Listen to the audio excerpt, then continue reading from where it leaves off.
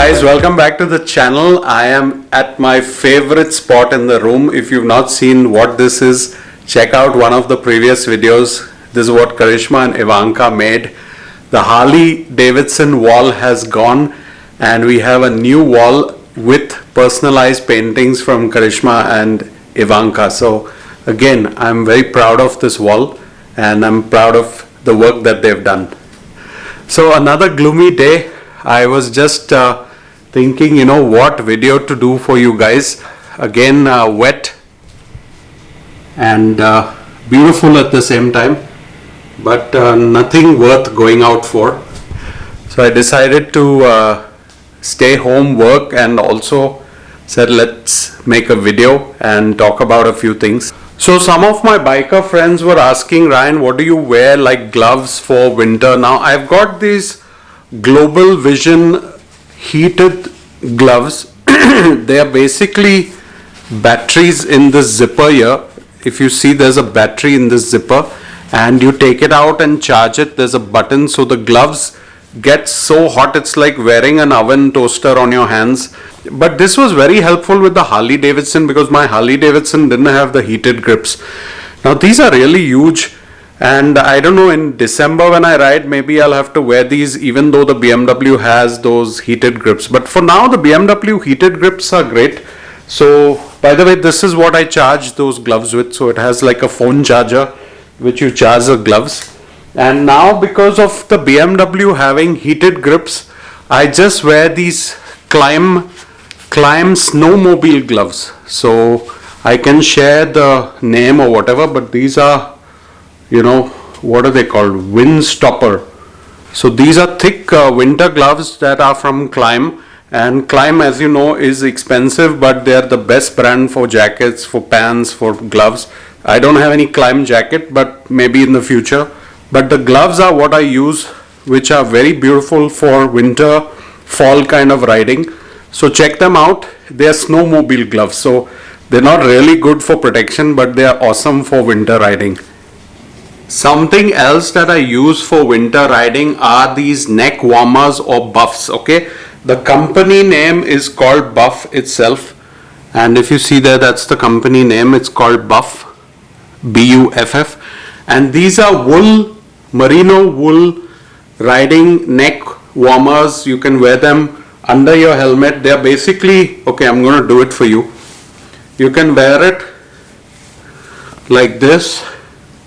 Keeps you so warm under the helmet, and you can wear it as a neck buff, or you can just cover your face if you want to prank someone for Halloween. Just do that and walk into a room, they'll freak out. So I got two of these and I wear it not only for the bike. I've got a black and a gray. I wear it on the bike, I wear it for like walking around, cycling, jogging, whatever I do. A neck warmer, a buff. They are very malleable. You can just wear it like this too. You don't have to put it on. So this is awesome for the bike as well. It is also important to have very good socks when you're on the bike in winter. Now all these socks are merino wool. Okay, this is a company called Darn Tough, which are excellent for socks, handmade in the US. This is a company called Silver Fox. Again, merino wool, meant for the bike, meant for real cold winter conditions. The wool wicks the water away, it wicks the cold away. And then these are another biking for the boots, long kind of Climb socks that I use for the bike. So I've shared with you the gloves and the buff and now the socks. These three things keep me really warm in winter. But if you don't have a good helmet which blocks off the wind, and if you don't have a good jacket and good pants, you're dead basically. So these are the peripheral parts of your body, like the neck, the hands and the legs. You got to take care of them as well. If I wear a open face helmet in winter, then this bandana is great. It helps for the COVID virus protection also. You just wear a bandana if you're riding, you happen to have an open face helmet, you feel cold, this never goes wrong. Somebody in the comments asked about the boots I just bought, the Oboz waterproof boots, so I thought I'll show it again. So these are the Bridger mid waterproof hiking boots. They are hiking trail boots, but I can use it as winter boots. I can use it in summer too for trekking. But why I liked it the most is it's got an excellent sole which is slip resistant, and in winter if it's snowing or whatever, it's great to walk. But also I can use it on the motorbike. So I can use these to basically do 4 or 5 different activities with one shoe, with one boot, and they're pretty light. So I like that they're light. If you want a detailed review of these shoes, let me know in the comments. So speaking about jackets, I only rely on leather jackets when I go out on the bike in winters, fall, winter and spring. Leather jackets, I know this looks a bit tight because I've got a hoodie under, but this is just a normal thick leather jacket that I use on the bike. You know, it fits really well and it stretches as you need to stretch. You know, it gets the wear and tear, it gets the patina. So leather looks awesome on the bike. Any cool bike, I would say leather's good. Now we are lucky in winter here, you can wear leathers without feeling hot. It's amazing. I'm kind of bored of those mesh jackets for winter, etc. I like my leather, and my rides are just local rides, so you know I don't go out in the rain, so leather without rain is pretty cool. This is another one with a collar, and this is a brown again but a different kind of leather. It's got the snap-on buttons, very soft shiny kind of leather.